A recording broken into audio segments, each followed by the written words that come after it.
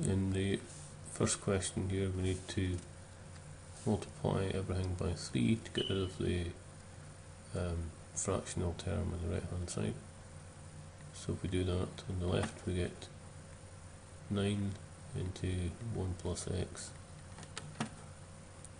minus, 3 times minus 2 gives us minus 6 into 1 minus x. On the right hand side, x plus 2 over 3 times 3 just leaves us with x plus 2.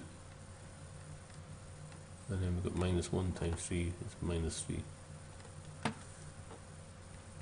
And we can multiply out the brackets, so we've got 9 plus 9x minus 6. Minus 6 times minus x gives us plus 6x equals x, and 2 minus 3 is minus 1.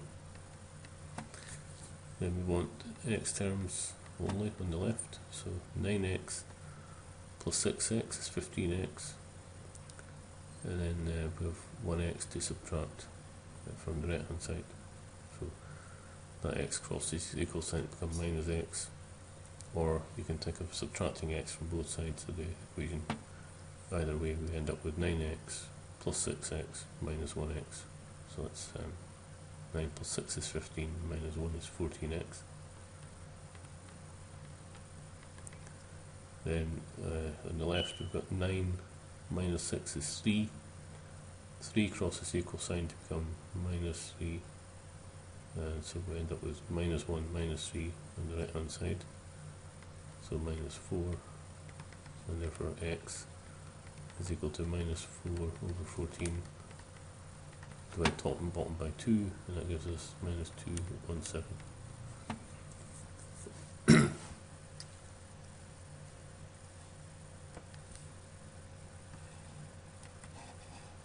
In the second question, we have to use chain rule to find dy by dx. Dy by dt. So we can either just apply the chain rule directly and say then that dy by dt is equal to 5 times the bracket, so the power of the bracket reduced by 1, times the derivative of the inner function, 4t squared minus 1. Well, the derivative of that is just going to be 8t. Contents of the bracket don't change.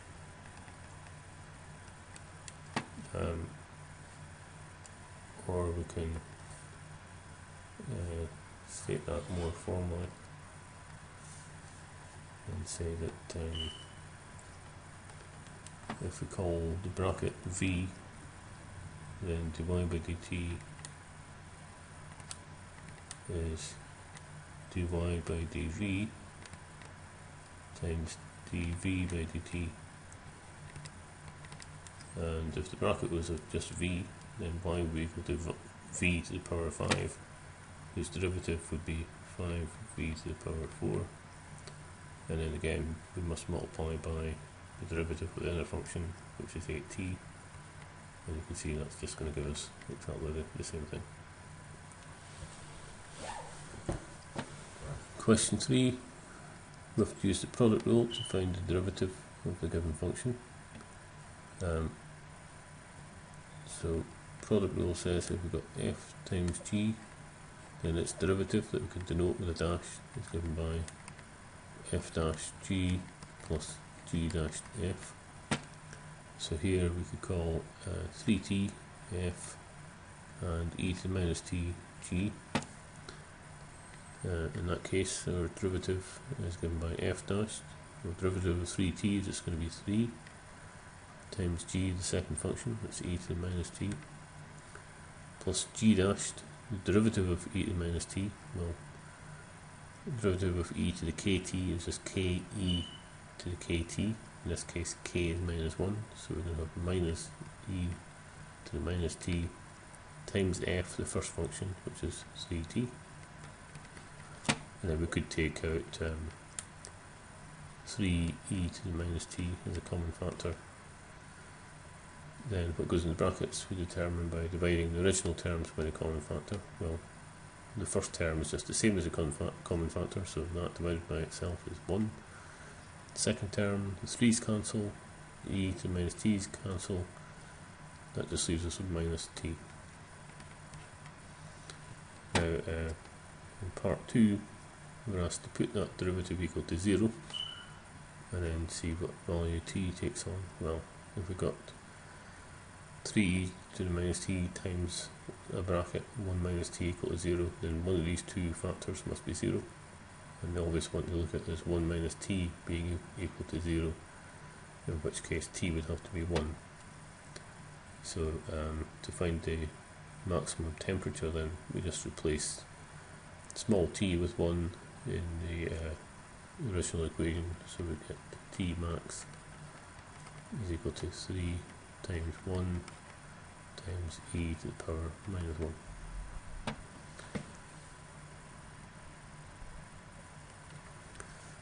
Question 4, we're asked to integrate both sides of the given equation with respect to t. Now, if we've got ds by dt, that's the derivative of s with respect to t, and then we integrate, that just takes us back to s, because integration is the reverse process of differentiation. So left hand side just becomes s. Right hand side, well, I put the integral sign after the 100, so that allows us just to write the 100 down and then do the integral of the part in brackets. Well, integral of 1 over 2t plus 1, integral of 1 over something, we should think of natural log. However, natural log of 2t plus 1, if we differentiate that, we get 1 over the argument, so 1 over 2t plus 1, which we want. But then chain rule says we must multiply by the derivative of the inner function, 2t plus 1. The derivative of that would be 2, but we don't have a 2 here, we've got a 1, hence we need to put a 1 over 2 in front.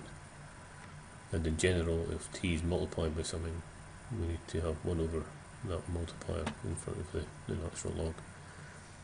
The integral of 1 with respect to t, well, you can think of 1 as being t to the power 0, and then use the general power rule for integration, so increase the power from 0 to 1 and divide by the new power gives us t over 1, which is just t. Or simply remember that the integral of 1 is t, and the integral of a constant is the constant times t. And then we need to add on c, constant of integration.